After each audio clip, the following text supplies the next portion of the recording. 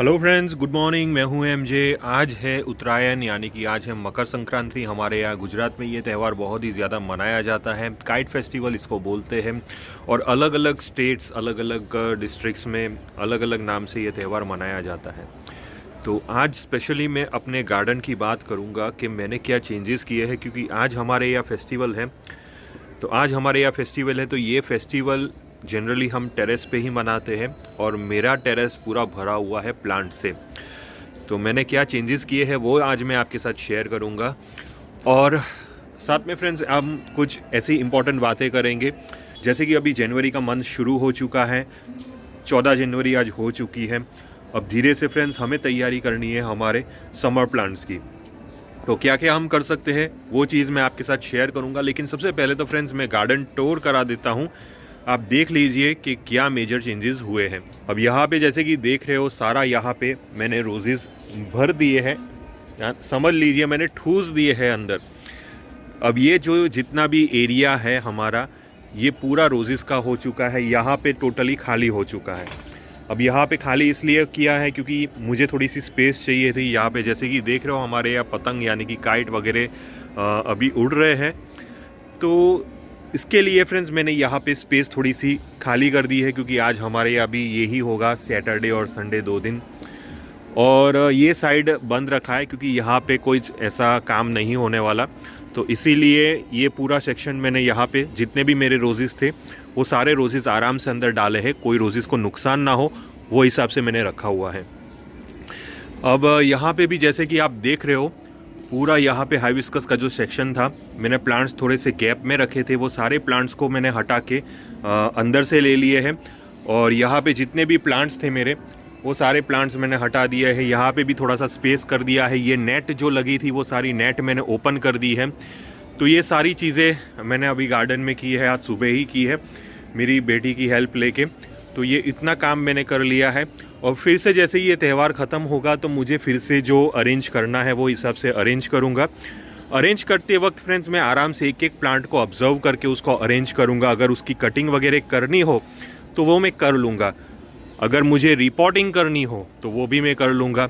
तो यहाँ से हमारे मेन इन्फॉर्मेशन शुरू होगी कि अब मेरे यहाँ फ्रेंड्स टेम्परेचर चेंज होगा। मेरे यहाँ धीरे धीरे अब ठंड कम होती जाएगी और दिन का जो टेम्परेचर है, दिन का टेम्परेचर वार्म रहेगा, रात का टेम्परेचर ठंडा रहेगा। अब ये जो टेम्परेचर रहेगा अराउंड, दिन का टेम्परेचर मेरे अकॉर्डिंग रहेगा 30 डिग्री या 32 डिग्री और रात का टेम्परेचर रहेगा 15 डिग्री से 20 डिग्री के बीच में। दिन और रात के बीच में कम से कम 10 से 15 डिग्री का टेम्परेचर डिफरेंस रहेगा। तो मेरे लिए ये सबसे बेस्ट टेम्परेचर है। मैं अपने प्लांट के ऊपर कटिंग वगैरह कर सकता हूँ, प्रूनिंग कर सकता हूँ। अगर मुझे अपने प्लांट के अंदर रिपोर्टिंग वगैरह करनी है तो मैं रिपोर्टिंग भी कर सकता हूँ। जो भी मेरे रोजेज़ हैं उसको अगर मुझे रिपोर्टिंग करनी है उसको रिपोर्ट कर सकता हूँ। अगर मुझे हाइबिस्कस को रिपोर्ट करना है उसको रिपोर्ट कर सकता हूँ। अगर मुझे हाइबिस्कस को ट्रिम करना है तो हाइबिस्कस को भी मैं ट्रिम कर सकता हूँ। जैसे कि यहाँ पे जो देख रहे हैं मेरे हाइबिस्कस पूरे अंदर से है। अगर मुझे ट्रिमिंग वगैरह करनी हो या तो प्रूनिंग करनी हो तो वो भी मैं कर सकता हूँ। रूट प्रूनिंग करना है तो रूट प्रूनिंग भी कर सकता हूँ। तो ये सारी चीज़ें हमें ये सीज़न में करनी है, ये टेम्परेचर में करनी है। अगर आपके यहाँ ये टेम्परेचर नहीं है तो थोड़ा सा वेट कीजिए और 10-15 दिन। अगर आपके यहाँ रात का मिनिमम टेम्परेचर 10 डिग्री 12 डिग्री तक आ गया है तो बाद में ये प्रोसेस आप फॉलो कर सकते हो। दूसरी इंपॉर्टेंट चीज़, प्लांट को फर्टिलाइजेशन अच्छी तरह देना स्टार्ट कर दीजिए, क्योंकि अभी ये जो सीज़न है ये अराउंड 3 महीने की जो सीज़न आएगी वो फुल फ्लावरिंग्स की सीज़न आएगी। आपका जो प्लांट है वो मैक्सिमम फ्लावर कर सकता है। जो भी आपके विंटर प्लांट्स हैं, जैसे कि आपके रोजेज़ हैं, वो बहुत ही अच्छी फ्लावरिंग कर सकते हैं ये 3 महीने में। तो उसके ऊपर ज़्यादा ध्यान दीजिए। फर्टिलाइजेशन रेगुलर बेसिस पे करते रहिए। अभी प्लांट के ऊपर ज़्यादा हार्ड प्रूनिंग नहीं करनी है। अगर आपके जो रोजेज़ के ऊपर एक बार फ्लावर आके ख़त्म हो चुके हैं तो ऊपर ऊपर से फ्लावर की कटिंग कर लीजिए, ताकि प्लांट फिर से नए फ्लावरिंग बड्स प्रोड्यूस कर सके। तो ये चीज़ कर सकते हैं। अगर आप अपने प्लांट को रिपोर्ट करना चाहते हो, रूट प्रूनिंग करना चाहते हो, तो ये भी आप अभी ये सीज़न में कर सकते हैं। लेकिन आपके प्लांट सामने फ्लावरिंग्स नहीं देंगे अराउंड 45 to 2 मंथ्स, यानी कि तब तक गर्मियाँ स्टार्ट हो जाएगी।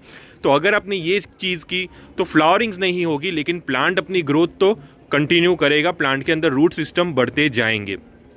तो ये जो सीज़न है, ये सीज़न में जनरली बहुत ज़्यादा गर्मियाँ भी नहीं होती, बहुत ज़्यादा ठंड भी नहीं होती। तो ये जो क्लाइमेट रहता है हमारे प्लांट्स के लिए सबसे ज़्यादा फेवरेबल रहता है। ये सारी चीज़ें करने के लिए, ट्रिमिंग, प्रूनिंग, रिपोर्टिंग, ये सारी चीज़ें के लिए बहुत ही अच्छा क्लाइमेट रहता है। अब जैसे कि फ्रेंड्स क्लाइमेट थोड़ा सा हल्का सा गर्म होगा तो बाद में हमें शावरिंग वगैरह भी अच्छी तरह हमें करनी है हमारे प्लांट्स पे, ताकि उसके ऊपर ज़्यादा से ज़्यादा ग्रोथ आ सके। वाटरिंग अगर आप विंटर्स में कम दे रहे थे तो अभी धीरे धीरे करके आप वाटरिंग लेवल बढ़ा सकते हो, जैसे जैसे आपके यहाँ वार्मनेस क्रिएट होती है। तो ये चीज़ भी कर सकते हो। जो भी आपके समर सीज़न के पौधे हैं, जैसे कि आपके अलमंडा हुए, आपके मधुमालती के पौधे हुए, बाद में आपके हाइबिस्कस हुए, रात रानी का पौधा हुआ, जो दिन का राजा, या तो कोई भी दूसरा पौधा, आपका जो क्लेमेटिस, ये जितने भी पौधे हैं फ्रेंड्स, ये पौधे को तैयार करने की शुरुआत कर लीजिए। मोगरा, जास्मीन, ये सारे पौधों की तैयारी करना शुरू कर लीजिए। अगर आप उसको रिपोर्ट करना चाहते हो, उसकी रूट प्रूनिंग करना चाहते हो, तो ये सारी चीज़ें आप कर सकते हो। लेकिन यहाँ पे मैं एक चीज़ बताना चाहता हूँ, बहुत ही इंपॉर्टेंट चीज़ है जो आप नोट कर लीजिए। जिस दिन अगर आप रूट प्रूनिंग कर रहे हो, प्लांट के ऊपर कटिंग यानी प्रूनिंग वगैरह कुछ भी नहीं करनी है। आपको कटिंग या तो प्रूनिंग करना है तो सीधे 20-25 दिन के बाद करिए, क्योंकि रूट प्रूनिंग और ट्रिमिंग या तो प्रूनिंग ऊपर से स्टेम प्रूनिंग, ये आप एक दिन में मत करिए, दोनों को साथ में मत करिए। जिस दिन आप रूट प्रूनिंग कर रहे हो उसके 20 दिन बाद आप ऊपर से स्टेम प्रूनिंग करिए। और अगर आप सपोज दोनों करना चाहते हो तो दोनों में से सबसे पहला आपको सिलेक्ट करना है रूट प्रूनिंग। अगर प्लांट की रूट प्रूनिंग आप पहले करते हो तो बाद में सबसे पहले तो प्लांट सारे रूट्स बाहर निकलना स्टार्ट कर देगा, 20 दिन के अंदर उसके अंदर फाइब्रस रूट्स आ जाएंगे। उसके बाद अगर आप प्रूनिंग करोगे तो प्लांट के ऊपर जहाँ जहाँ भी आपने प्रूनिंग किया है वहाँ से न्यू शूट्स निकलना स्टार्ट हो जाएंगे।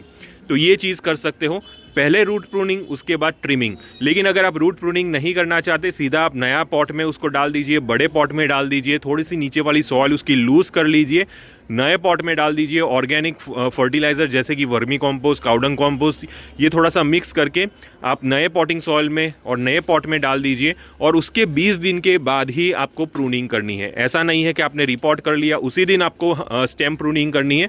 स्टेम प्रूनिंग, रूट प्रूनिंग या तो रिपोर्टिंग के 20 दिन के बाद ही आपको करनी है। तो ये चीज़ आप अपने प्लांट्स के ऊपर कर सकते हो। तो इतनी चीज़ें फ्रेंड्स आपको ध्यान रखनी है ये सीज़न में, और one of the best season है ये जनवरी का महीना। 15 जनवरी के बाद ये सारी चीज़ें आप कर सकते हो, लेकिन टेम्परेचर को ध्यान में रखना, आपको टेम्परेचर को ध्यान में रखना है। तो अगर आपको किसी भी टाइप का कन्फ्यूजन हुआ ये टॉपिक से रिलेटेड तो आप प्लीज़ मुझे इंस्टाग्राम पे मैसेज कर सकते हो, टेलीग्राम ग्रुप में ऐड हो सकते हो, ज्वाइन हो सकते हो। सारी डिटेल्स टेलीग्राम की मैंने नीचे दी गई है, वहाँ पे भी मैं रिप्लाई करूँगा। टिल देन के लिए थैंक यू फ्रेंड्स और हैप्पी गार्डनिंग।